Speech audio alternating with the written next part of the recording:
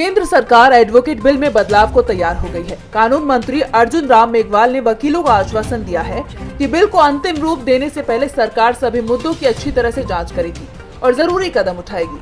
दरअसल इस विवादास्पद विधेयक को 13 फरवरी को विधि मामलों के विभाग की वेबसाइट पर सार्वजनिक परामर्श के लिए जारी किया गया था। जैसे ही ये बिल सामने आया, वकीलों में इसे लेकर गुस्सा दिखाई दिया।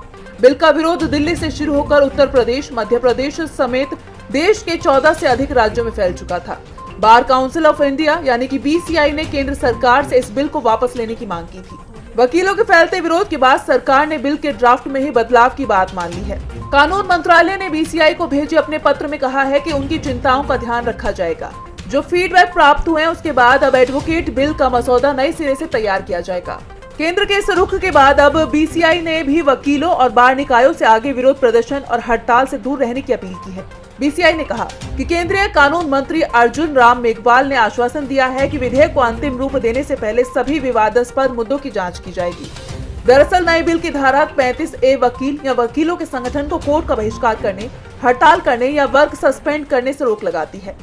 इसका उल्लंघन वकालत के पेशे का मिसकंडक्ट माना जाएगा और इसके लिए अनुशासनात्मक कार्रवाई की जा सकेगी। इसके अलावा बिल में एक नई धारा 33A जोड़ी गई है। इसके मुताबिक अदालतों, ट्रिब्यूनल और अन्य प्राधिकरणों में वकालत करने वाले सभी वकीलों को उस बार एसोसिएशन में पंजीकरण कराना होगा जहां पर वो वकालत की प्रैक्टिस करते हैं। शहर बदलने पर वकील को 30 दिन के अंदर बार एसोसिएशन को बताना होगा। कोई वकील एक से ज्यादा बार एसोसिएशन का सदस्य नहीं हो सकेगा। वकील को केवल एक ही बार एसोसिएशन में मतदान करने की अनुमति होगी। इससे वकील उनकी आजादी और वोट के अधिकार में केंद्र का दखल मान रहे हैं।